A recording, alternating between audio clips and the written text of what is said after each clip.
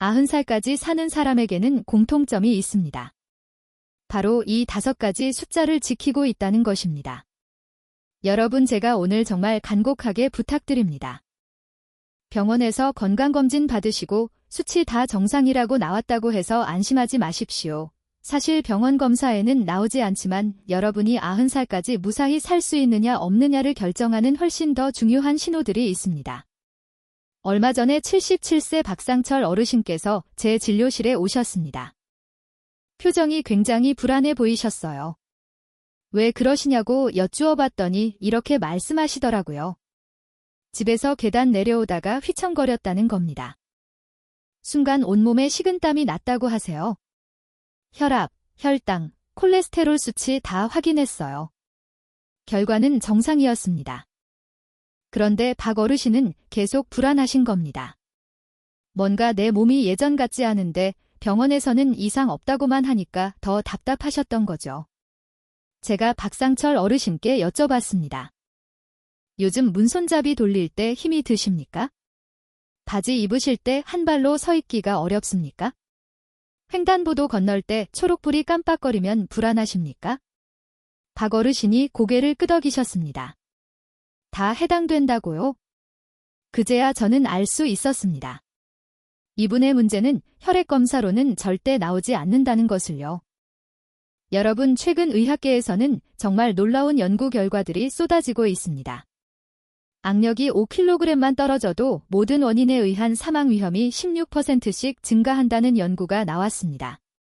한 발로 10초를 서지 못하는 중장년층은 10년 내 사망 위험이 84%나 높다는 대규모 연구도 발표됐어요. 이게 무슨 뜻일까요? 병원 검사 수치보다 훨씬 더 정확하게 여러분의 수명을 예측하는 신호들이 따로 있다는 겁니다. 그런데 이 신호들이 뭔지 아십니까? 병원에서는 왜 이런 걸 안 알려주는 걸까요? 이유가 있습니다. 건강보험에서 측정 항목으로 인정하지 않기 때문입니다. 그러니까 병원 입장에서는 굳이 시간 들여서 확인할 이유가 없는 거예요. 하지만 저는 오늘 여러분께 이 5가지 신호가 정확히 무엇인지, 왜 중요한지, 그리고 어떻게 지킬 수 있는지 전부 알려드리겠습니다. 손의 힘, 균형 능력, 걷는 속도, 몸의 유연성, 그리고 마지막으로 심리적 나이.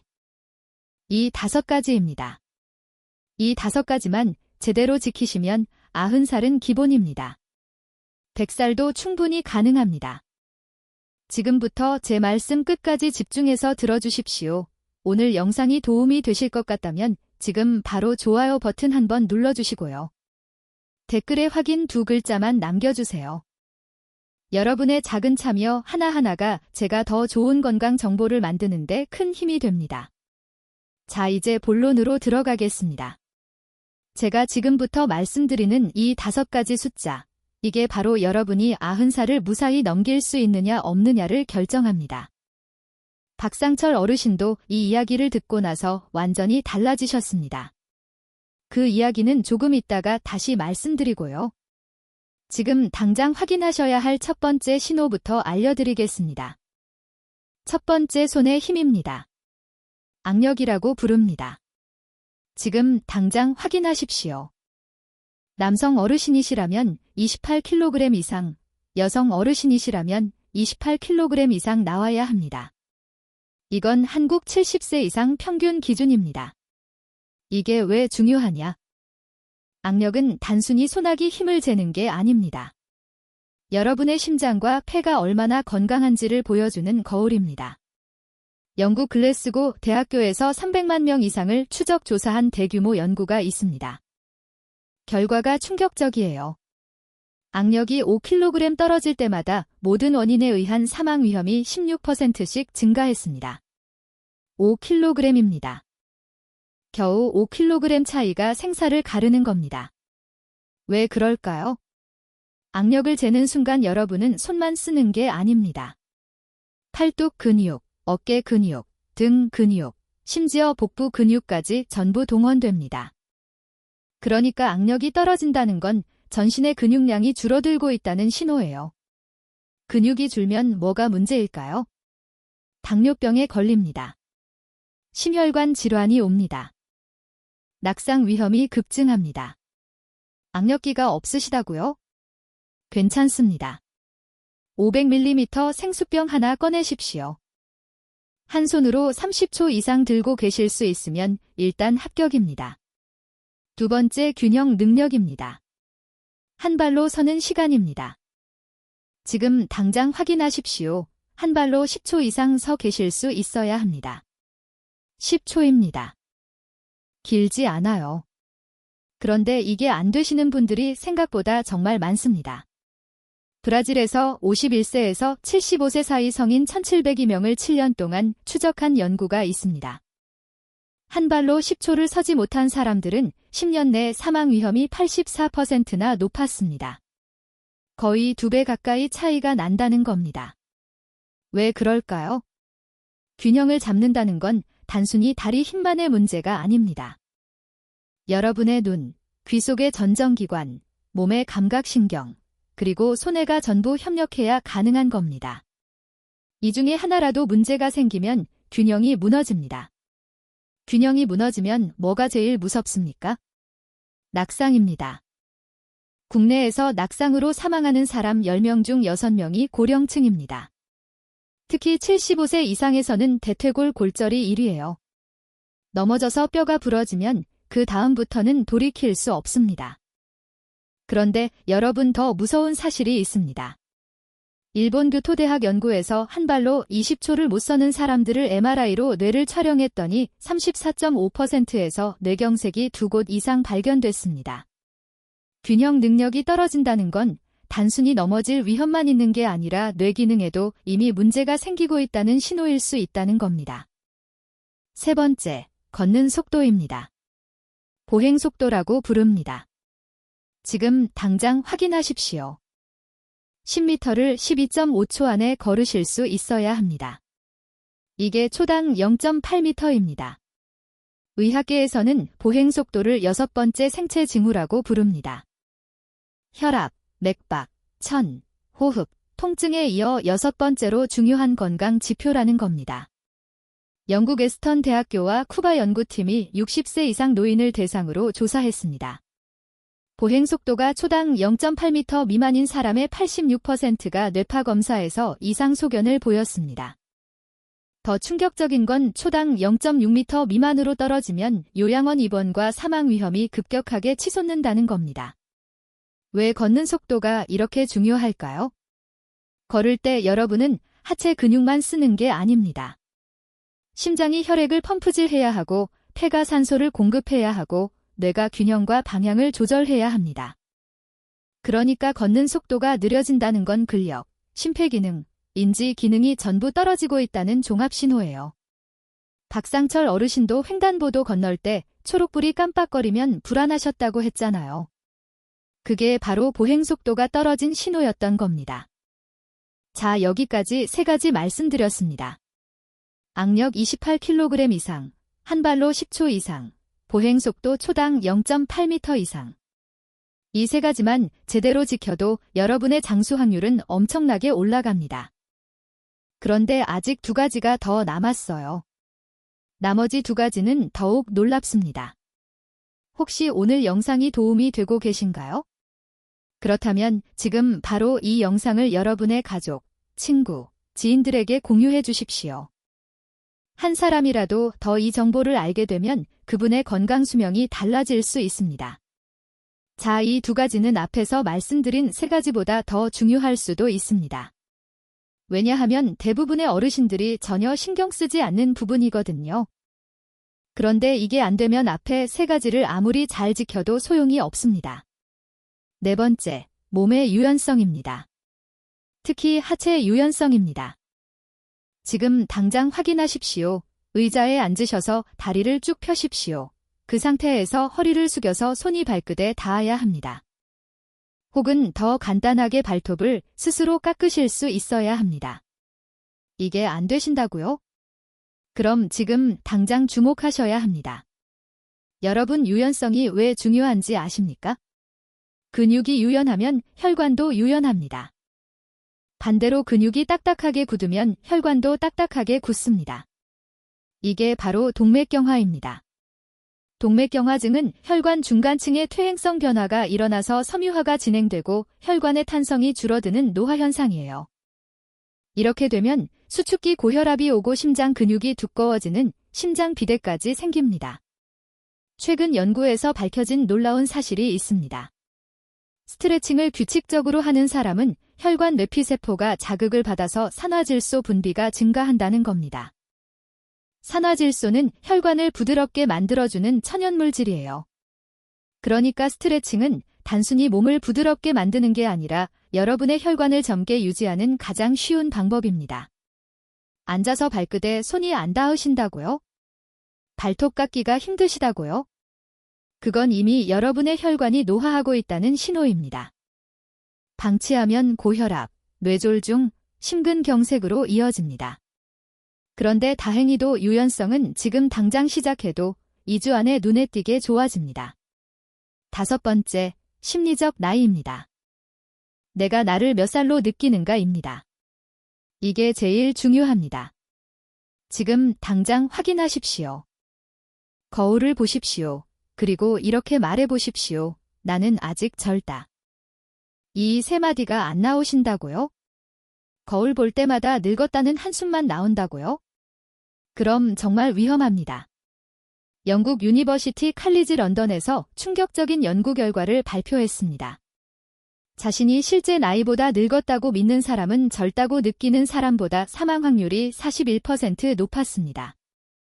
41%입니다. 거의 절반 가까이 차이가 나는 겁니다. 이게 단순히 기분의 문제가 아니에요. 왜 그럴까요? 긍정적인 자기인식은 우리 세포의 노화 시계인 텔로미어 길이를 유지하는 데 기여합니다.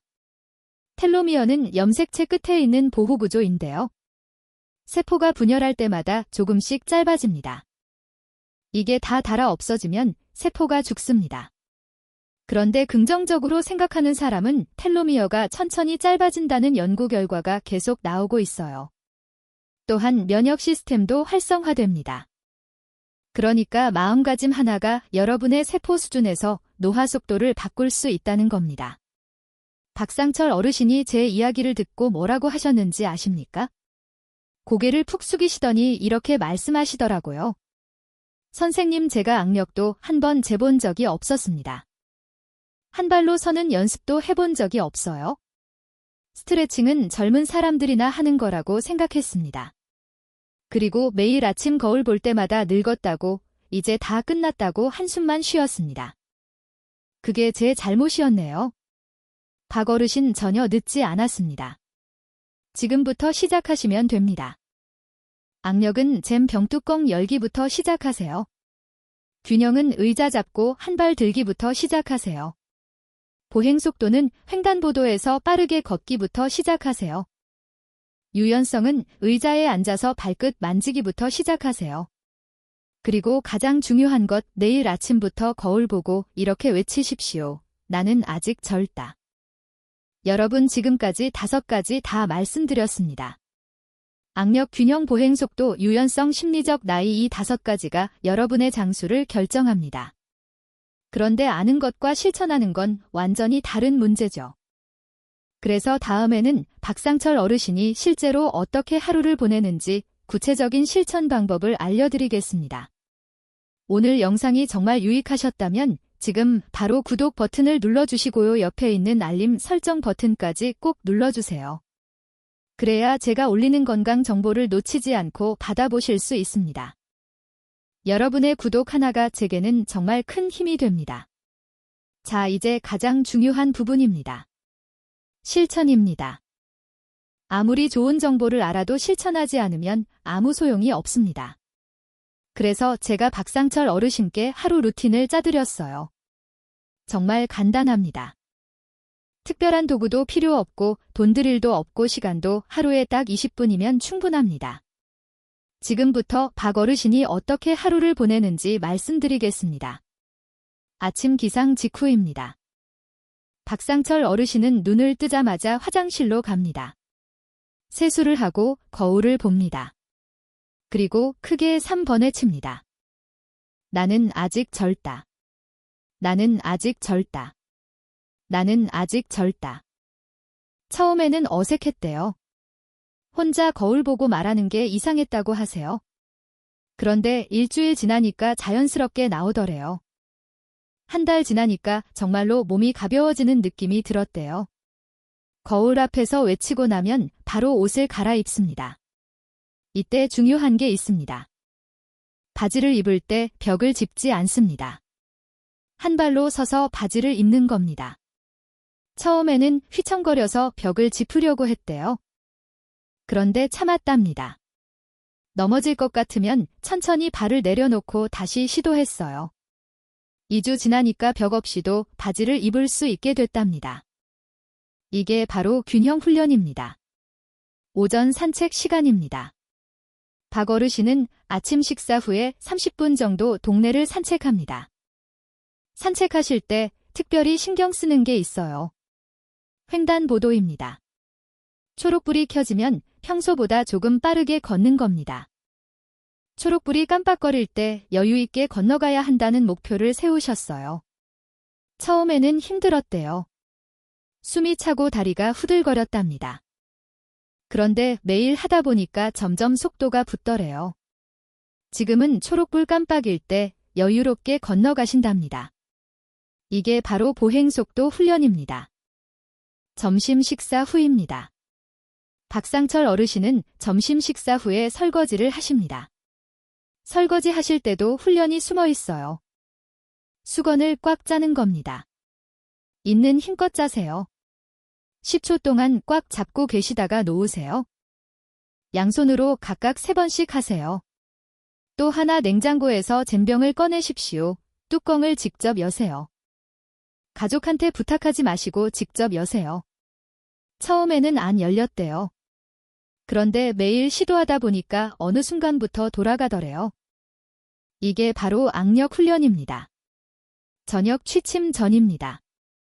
박 어르신은 저녁 식사 후 TV 보시면서 스트레칭을 하십니다. 소파에 앉으셔서 다리를 쭉 펴십니다. 그리고 허리를 숙여서 발끝을 향해 손을 뻗으세요. 처음에는 무릎까지도 안 닿았대요. 그런데 매일 10초씩 유지하다 보니까 점점 손이 발끝으로 가더래요.